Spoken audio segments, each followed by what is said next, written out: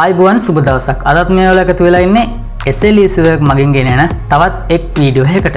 මේ වීඩියෝෙන් අද කතා කරන්න හිතුනේ වර්තමාන වෙන විට බොහෝ දිනෙකට ඇති වෙලා තියෙන ප්‍රධාන ගැටලුවක් ගැන කතා බහට ලක් වෙන ප්‍රධාන මාතෘකාවක් ගැන.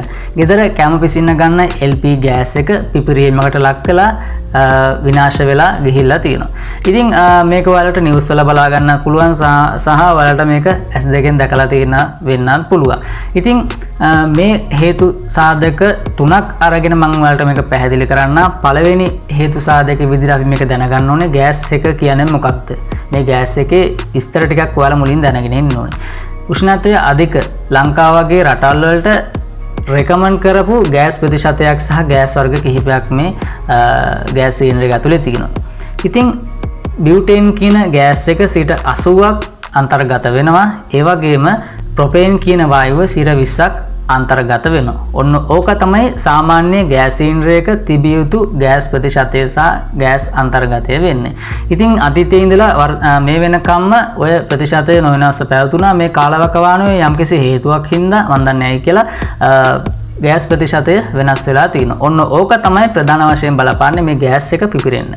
ඉතින් මේ වන විට 50ක් බියුටේන් 50ක් ප්‍රොපේන් මෙන්න මේ ගෑස් දෙක 50-50 මේගොල්ලෝ අන්තර්ගත කරලා තියෙනවා. ඉතින් මට ලැබිච්ච තොරතුරු අනුව ප්‍රොපේන් කියන ගෑස් එක බියුටේන් කියන ගෑස් එක වගේ 4 ගුණයක් පීඩනය වැඩි. ඉතින් එතනින්ම සරලයි මේ වෙනස් කරපු සංයුතිය මේ ගෑස් සිලින්ඩරයට දරා ගැනීමේ හැකියාවක් නැහැ. ඉතින් ඔයාලා දැකලා ඇති regulator සම්බන්ධ කරන ස්ථානයේ pressure release valve එකක් තියෙනවා. ඉතින් මේ pressure release valve එක තියෙන්නේ මේ ගෑස් ටැංකිය ඇතුලේ ගෑස් සංයුතිය පීඩනයකට වැඩි වුණොත් වැඩිපුර තියෙන ගෑස් ටික එළියට නිකුත් වෙලා යන්න. ඉතින් දැන් මේගොල්ලෝ යම් ආයතන විසින්ම මේකේ ප්‍රෙෂර් එක වැඩි කරලානේ තියෙන්නේ. ඉතින් ඒ කියන්නේ ගෑස් එක එළියට කාන්දු වෙන ප්‍රතිශතය ඉතාමත් වැඩි. පරිසරයේ උෂ්ණත්වය වෙනස් වීමත් එක්ක මේ ගෑස් එක අනිවාර්යෙන් එළියට කාන්දු වෙනවා. ඉතින් ඔයාලට මේ ගෑස් එක පිපිරෙන්නේ සරලවම කිව්වොත් අර ඔයාලා උදාහරණයක් විදිහට ගත්තොත් කිචන් එකේ වැඩ ඉවරලා ඔයා රාත්‍රියේ නිින්දට යනවා. ඊට පස්සේ මේ ගෑස් එක අර ප්‍රෙෂර් එක සංසිද්ධියේ හින්දා ගෑස් එක ලීක් වෙනවා. කිචන් එකේ ජනෙල් දොරවල් වහලා හින්දා මේ ගෑස් එක එළියට මුදා හැරෙන්න අවකාශයක් නැහැ. ඒකින්ද කිචන් එක ඇතුළේමයි තියෙන්නේ. සාමාන්‍ය වායු ගෝලයට වඩා මේ ගෑස් එක බරින් වැඩි. ඉතින් ඔයා මොකද්ද කරන්නේ? උදේ නැගිට ගමන් කිචන් එකේ ලයිට් එක දානවා. ලයිට් එක දාපු ගමන් මේ කාන්දු වෙලා තිබ්බ ගෑස් එක බර්න් වෙලා යනවා. නැත්නම් දහණය වෙලා පිපිරීමකට ලක් වෙනවා. ඉතින් අර ස්විච් එක දාන ස්විච් එක ස්පාර්ක් එක හොඳටම ප්‍රමාණවත් අර කාන්දු වෙලා තිබ්බ ගෑස් එක දහණය වෙන්න. ඉතින් එළියේ තියෙන වායුගෝලීය පීඩනයට වඩා වැඩි ඔයාලගේ ගෑස් කාන්දුනහම කිචන් එක ඇතුලේ තියෙන වායුගෝලීය පීඩනය. ඉතින් අන්නේ පීඩනය වැඩි වායුගෝලීය තියෙන වායු අංශු අර ස්විච් එක ඔන් කරනකොට ස්පාර්ක් වෙන ගිලිපුළුංගුවත් එක්ක පීඩනයකට ලක් වෙලා එතන බර්න් වෙනවා. බර්න් වුණාම අර පීඩනය වැඩි හින්දා අධික ශබ්දයක් එක පිපිරීමක් ඇති වෙන්න පුළුවන්. ගෑස් සිලින්ඩර් එක පිපිරෙන්නේ නැහැ. අර පිපිරෙන්නේ ඔයාලගේ කාන්දුන අර කිචන් එක ඇතුලේ තියෙන අවකාශයේ තියෙන ඒ ප්‍රොපේන් කියන සහ බියුටේන් කියන වායු තමයි දහණය වෙලා පිපිරෙන්නේ. ගෑස් සිලින්ඩර් එකට මොනවාක්වත් වෙන්නේ නැති වෙන්න පුළුවන්. ඉතින් අන්න ඒක තමයි සරලවම ගෑස් සිලින්ඩර් එක පිපිරෙනවා කියලා කියන්නේ. ඔන්න ඔය සංසිද්ධිය තමයි. ඉතින් මේ ගෑස් සිලින්ඩර් එක පිපිරෙන එකකින් අපි කොහොමද පරිස්සම් වෙන්නේ? ඒකත් අපි දැනගෙන ඉන්න එපා. මේ ආයතන වලින් මේක මොකක් කරත් අපි දැනගෙන ඉන්න අපේ ආරක්ෂාව තහවුරු කරගන්න.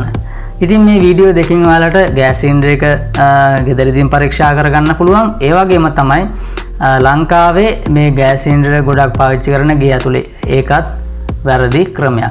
අනිවාර්යෙන් ගෑස් සිලින්ඩර් එකක් එලි මහනක තියලා තමයි පාවිච්චි කරන්න ඕනේ. ඉතින් ලංකාවේ එහෙම කරන්න බෑ. එලි මහනක තිබ්බොත් හොරුවන්ගේ අරන් යන්න පුළුවන් ගෑස් එක. උදේ බලනකොට ගෑස් සිලින්ඩර් එක නැති වෙන්න පුළුවන්. ඉතින් අනිත් හේතුව තමයි ගෑස් සිලින්ඩර් එක ගෑස් කාන්දුවක් වෙලා තිබුත් ඔයා උදේ නැගිටිනකොට දුර්ගන්ධයක් ආවොත් ඔයා ප්‍රථමයෙන්ම කරන්න ඕනේ කිචන් එකේ තියෙන ජනෙල් දොරවල් සියල්ලම විවෘත කරලා දාන්න ඕනේ. විවෘත කරලා දැම්මම පස්සේ ඊට පස්සේ ඔයාලට පුළුවන් ගෑස් සිලින්ඩර් එකෙන් රෙගුලේටර් එක ගලවලා ඉවත් කරලා ඊට පස්සේ ගෑස් සිලින්ඩර් එක ගෙයින් පිටතට අරගෙන නැත්නම් එළි මහනට අරයන්. බය වෙන කාරණාවක් නැහැ. ගෑස් එක බර්න් වෙන්නේ සහ දහනය වෙන්නේ ඔයා ගිනි පෙට්ටියක් අරගෙන ගිනි කූරක් ගැහුවොත් හරි ස්විච් එකක් දැම්මොත් හරි ගින්දර මතුවෙන කුමනයම් හෝ ක්‍රියාවක ඔබ යෙදුනොත් අන්න එතකොට තමයි ගෑස් එක දහනය වෙලා පිපිරීමකට ලක් වෙන්නේ. ගෑස් කාන්දුව තිබුණත් ඔයා අර මං කියපු කාරණා කරන්නේ නැත්නම් කිසිම ප්‍රශ්නයක් නෑ. ඔයාට ආරක්ෂා වෙන්න පුළුවන්. ඔයා ගෑස් සිලින්ඩර් ගෙලියෙන් දාලා අදාළ ක්‍රියාමාර්ග ගන්න.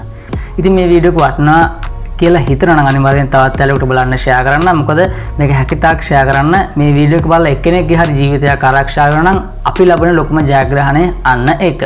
ඉතින් මතක තියාගන්න ලංකාවේ අංක 1 කාර්මික YouTube channel එකේ SLEC work කාර්මික YouTube channel එක මතකතුව subscribe කරන්න. ඉදිරි වීඩියෝ එක හම්බෙන්න තුරු ඔයාලට සුබ දවසක්.